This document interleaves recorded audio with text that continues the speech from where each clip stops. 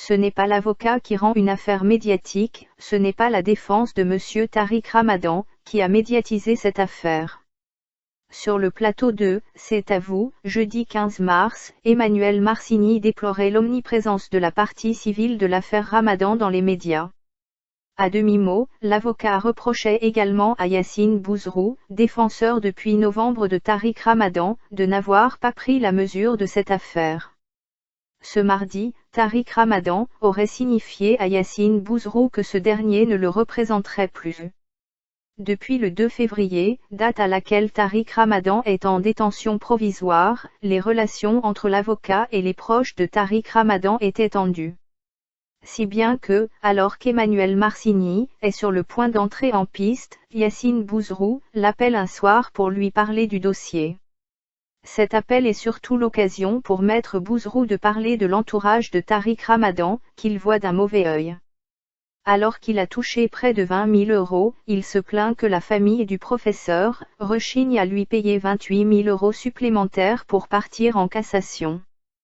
Tariq Ramadan et Yassine Bouzrou ne se connaissaient pas vraiment avant le début de l'affaire. L'avocat est recommandé au professeur par des proches, alors que Anda Ayari venait de porter plainte. Lorsqu'il se présente devant les policiers suite à sa convocation, Tariq Ramadan n'a pas été préparé par Maître Bouzrou à une éventuelle garde à vue, encore moins à une mise en détention provisoire. Incarcéré le 2 février, le professeur ne verra pas son avocat avant plusieurs jours, celui-ci arguant ne pas avoir le permis et n'avoir pu se déplacer.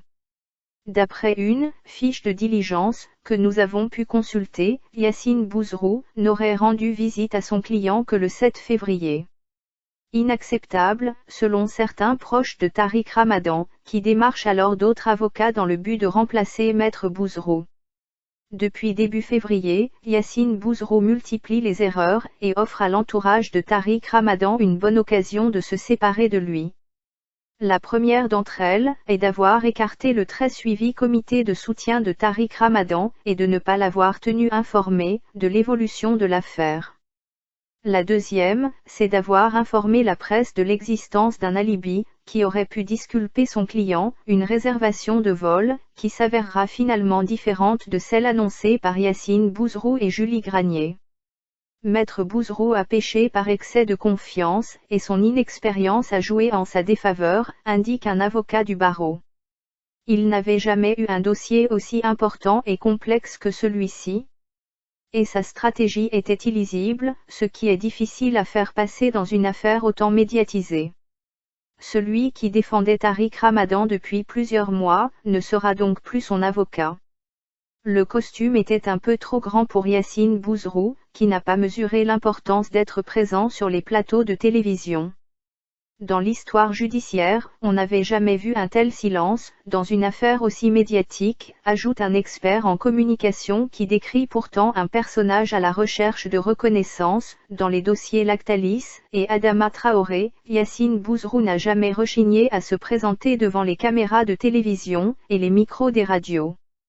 Refuser de s'exprimer dans les médias, laissant ainsi la voie totalement libre aux plaignantes et à leurs avocats, n'a pas été compris par les proches de Tariq Ramadan. Nous avons, de notre côté, tenté à plusieurs reprises de lui poser des questions.